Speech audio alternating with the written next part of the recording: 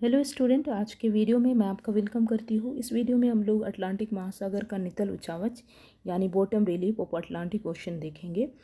जो पृथ्वी है उसका कुल क्षेत्रफल 50.995 करोड़ वर्ग किलोमीटर है और उसमें से जलमंडल जो है वो लगभग 36.106 करोड़ वर्ग किलोमीटर पर पाया जाता है, यानी कि लगभग 71% भाग पर जलमंडल पाया जाता है। यदि हम महासागरों की बात करें तो पृथ्वी में 3 प्रमुख महासागर पाए जाते हैं: प्रशांत महासागर, अटलांटिक महासागर और हिंद महासागर।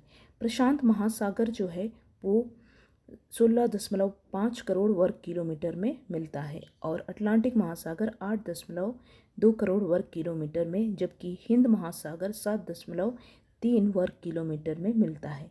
आगे हम लोग देखेंगे, हम लोग इसमें मेनली अटलांटिक महासागर के बारे में देखेंगे। यहाँ पर हमें देखने के लिए मिलेगा अटलांटिक महासागर जो है, यदि हम लोग उसके क्षेत्रफल की बात करें तो इसका क्षेत्रफल लगभग 820 लाख वर्ग किलोमीटर यानी 8.2 करोड़ वर्ग किलोमीटर है। यानी ये विश्व के क्षेत्रफल का 1/6 भाग पर आता है। यदि हम इसके विस्तार की बात करें तो ये कहाँ से कहाँ हमें मिलता है, ये पश्चिम में ये उत्तरी अमेरिका और दक्षिणी अमेरिका और पूर्व में यूरोप तथा अफ्रीका के बीच में मिलता है। यहाँ पर हम लोग इसको देख सकते हैं।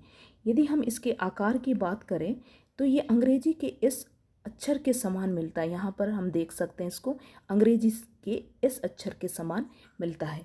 और इसका निर्माण कैसे हुआ, यदि हम लोग इसका निर्माण की बात करें तो उत्तरी अमेरिका और दक्षिणी अमेरिका जो प्लेट है और उसके साथ में यूरोप और अफ्रीकन प्लेट है, वे प्रारंभ में एक माने जाते हैं, क्योंकि इसका जो एस अक्षर है उससे भी पता चलता है कि वे प्रारंभ में एक थे। लेकिन बाद में महाद्वीपीय प्रवाह हुआ, महाद्वीप जो है वे प्रवाह हुए और इस प्रकार से अटलांटिक महासागर या फिर इसे हम आंध्र महासागर भी कहते हैं, इसका निर्माण हुआ। ओके, हम लोग नेक्स्ट देखेंगे। ये बहुत ही आसान है और जिस प्रकार से अटलांटिक महासागर के बारे में हम लोग देखेंगे उसी प्रकार से अन्य महासागर भी हमें पढ़ना है, जिसमें से हिंद महासागर और प्रशांत महासागर भी है। ठीक है, लेकिन ये इम्पोर्टेंट है इसलिए हम इसे देख रहे हैं। चौड़ाई, यदि हम चौड़ाई की बात करें तो अटलांटिक महासागर जो है वो दक्षिण में सबसे अधिक चौड़ा है। इधर दक्षिण में यानी इस किनारे ये सबसे अधिक चौड़ा है और भूमध्य रेखा ये जो यहाँ पर ये कम चौड़ा है और यानी संकरा है। उत्तर में ये फिर से हमें चौड़ा मिलता है, उत्तर में ये फिर से चौड़ा मिलता है और सुदूर उत्तर में ये संकीर्ण मिलता है और इससे ऊपर ये संकीर्ण रूप में मिलता है। यदि हम इसके प्रसरण की बात करें तो प्रति वर्ष जो है ये 4 सेंटीमीटर की दर से स्प्रेड कर रहा है या फैल रहा है। ठीक है, तो ये बातें याद रखेंगे हम लोग। नेक्स्ट हम लोग देखते हैं, यहाँ पर हम इस प्रकार से देख सकते हैं अटलांटिक ओशन इस आकार का हमें मिलता है और यहाँ पर देख सकते हैं कि किस प्रकार ये साउथ में ज़्यादा चौड़ा है और नॉर्थ में भी ये चौड़ा है, लेकिन यहाँ पर भूमध्य रेखा के पास इसकी चौड़ाई संकीर्ण है। नेक्स्ट हम लोग देखेंगे। ओके, ठीक है, इसी अटलांटिक महासागर के अंदर ही दूसरा पॉइंट है, वो है महाद्वीपीय मगन तट। महाद्वीपीय मगन तट से रिलेटेड वीडियो हम पहले ही बना चुके हैं, तो अभी आपको क्लियर होगा क्या महाद्वीपीय मगन तट होता है। तो हम लोग महाद्वीपीय मगन तट देख लेते हैं। मगन तट की जो चौड़ाई है अटलांटिक महासागर में, पर्वत जहाँ कहीं पर्वत है वहाँ पर 2 से 4 किलोमीटर तक मिलती है, लेकिन जहाँ पर्वत नहीं है वहाँ पर ये अधिक चौड़े मिलते हैं, यानी 80 किलोमीटर तक चौड़े मिलते हैं। उसी प्रकार यदि हम लोग न्यू फाउंडलैंड या फिर ब्रिटिश द्वीप को देखें तो वहाँ पर जो महाद्वीप है मगन तट है वे चौड़े मिलते हैं और 5 डिग्री दक्षिणी से लेकर के 10 डिग्री दक्षिणी अक्षांश के बीच ये संक्रिय मिलते हैं। ठीक है, जैसे हम लोग इसको इससे देख सकते हैं। ओके, यहाँ पर हम लोग देख सकते हैं ये जो है ये महाद्वीपीय मगन तट है। ये हमें महाद्वीपीय मगन तट दिख रहा है, ये महाद्वीपीय मगन तट जो शेड किया हुआ है। ओके, हम लोग फिर से जाते हैं वापस।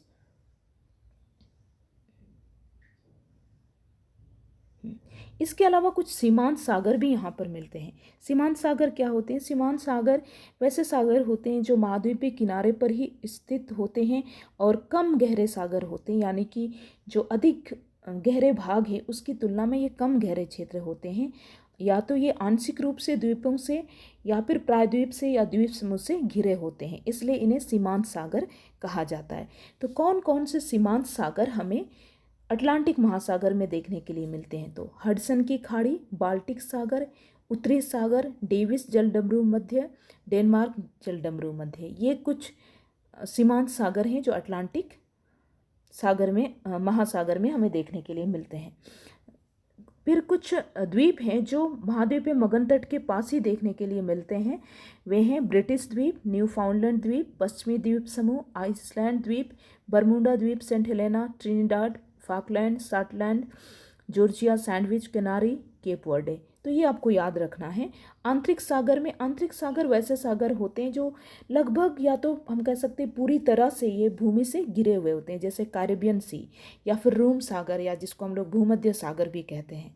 तो इस प्रकार से ये हमें देखने के लिए मिलते हैं। नेक्स्ट फीचर हम लोग देखेंगे, तीसरा जो फीचर है वो मध्य अटलांटिक कटक। ये बहुत ही इम्पोर्टेंट है और एक्चुअली जो आपका क्वेश्चन आता है वो इस प्रकार से आता है कि अटलांटिक महासागर के बॉटम रिलीफ को या नितल उच्चावच को बताइए। तो ये सारे पॉइंट उसमें आपको लिखना होगा। हाँ, यहाँ पर हम लोग देख रहे हैं मध्य अटलांटिक कटक। जो कटक होते हैं उसके बारे में पिछले वीडियो में भी डिस्कस किए थे। इसको हम लोग थोड़ा समझ लेते हैं कि किस प्रकार से जो मध्य अटलांटिक कटक है जो अटलांटिक महासागर में पाया जाता है वो भी इस आकार का ही पाया जाता है। और इसकी जो लंबाई है वो यहाँ से लेकर के, इसकी जो लंबाई है यहाँ तक लगभग 14,000 किलोमीटर है। और इसका विस्तार जो है उत्तर में आइसलैंड से लेकर के दक्षिण में बोवेट द्वीप तक इसका विस्तार पाया जाता है। और इसमें कुछ भी नहीं है, ज़्यादा कुछ याद नहीं करना है। इसमें ये जो कटक है उसका नाम अलग अलग जगह पर अलग अलग है। ये जो रेड पेन से दिख रहा है वो कटक है। जैसे यहाँ पर यदि हम लोग भूमध्य रेखा को देखें तो उसके उत्तर में यानी यहाँ पर डॉल्फिन उभार के नाम से इसको जाना जाता है, इसी कटक को। और उसके दक्षिण में यानी भूमध्य रेखा के दक्षिण में इसे चैलेंजर उभार के नाम से जाना जाता है। फिर ग्रीनलैंड के दक्षिण में, यहाँ पर ग्रीनलैंड है हमारा, यहाँ इसके दक्षिण में ये टेलीग्राफिक पठार के नाम से जाना जाता है। फिर हम लोग देखेंगे यहाँ पर न्यू फाउंडलैंड तट है, यहाँ पर ये न्यू फाउंडलैंड उभार के नाम से जाना जाता है। फिर यहाँ पर वाल्विस कटक के रूप में जाना जाता है और यहाँ पर हमें अटलांटिक भारतीय कटक के नाम से जाना जाता है। तो यही बातें यहाँ पर लिखी हैं। और यदि हम लोग इसके निर्माण की बात करें तो मैंने पहले भी बताया था कि यहाँ पर हमें दिख रहा होगा कि दो प्लेट जो हैं वो इस प्रकार से जब एक दूसरे के विपरीत दिशा में जाते हैं तो उसके कारण क्या होता है, यहाँ पर दरार आती है। तो दरार आने के कारण नीचे का जो मैग्मा होता है वो छिद्र बनाकर ऊपर की ओर आता है और महासागर की तली में जब वो पहुँचता है तो वो लावा का रूप धारण करके कटक का निर्माण करता है। इस प्रकार से इसका निर्माण होता है। ओके, हम लोग नेक्स्ट जाएंगे।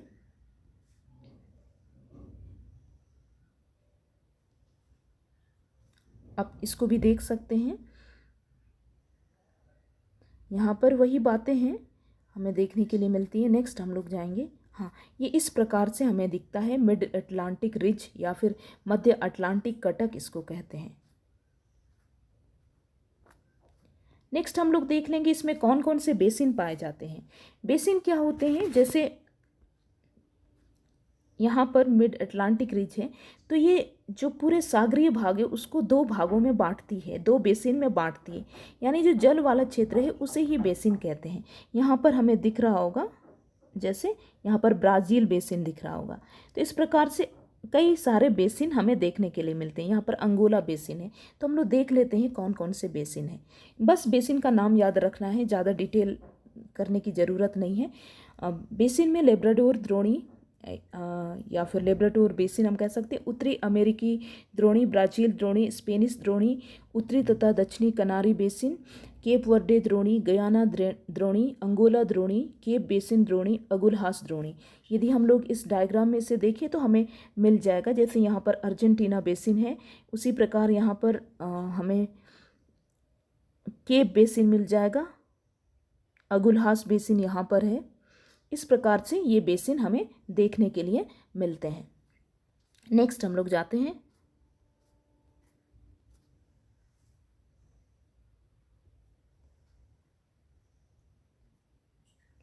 ओके यहाँ, ठीक है, ये बेसिन कंप्लीट हो गया। ये अंतिम लास्ट टॉपिक है, ये है हमारा महासागरीय गर्त या खड्ड।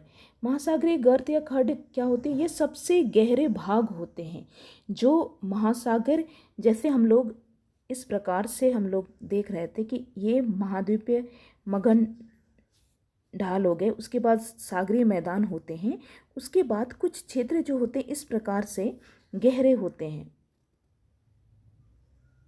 इस प्रकार से गहरे होते हैं। इस प्रकार के क्षेत्रों को गर्त कहा जाता है, गर्त कहा जाता है, ठीक है। तो इसी को ही यहाँ पर हम समझते हैं कि उत्तरी आंध्र महासागर या उत्तरी अटलांटिक महासागर, जो भूमध्य सागर है वो अटलांटिक महासागर को दो भाग में बांटती है, और जो भूमध्य सागर का उत्तरी क्षेत्र है वो उत्तरी अटलांटिक महासागर कहा जाता है। वहाँ पर कौन कौन से गर्त मिलते हैं? पोर्टरिको गर्त, ये सबसे गहरी गर्त है। उसके अलावा उत्तरी अमेरिकी बेसिन, उत्तरी अटलांटिक कटक, केप वर्डे गर्त बेसिन, पश्चिमी अफ्रीका तट, और दक्षिणी आंध्र महासागर में या दक्षिणी अटलांटिक महासागर में हमें मिलता है ब्यूनस आयर्स, अर्जेंटीना बेसिन, दक्षिणी अटलांटिक बेसिन, वाल्विस कटक, केप बेसिन, केप टाउन। तो ये सभी कुछ डीप्स या ट्रेंच हमें देखने के लिए मिलते हैं, गर्त हमें देखने के लिए मिलते हैं। तो अटलांटिक ओशन में इतना ही चीज़ें इंपॉर्टेंट है। आई होप आपको ये क्लियर हो गया होगा।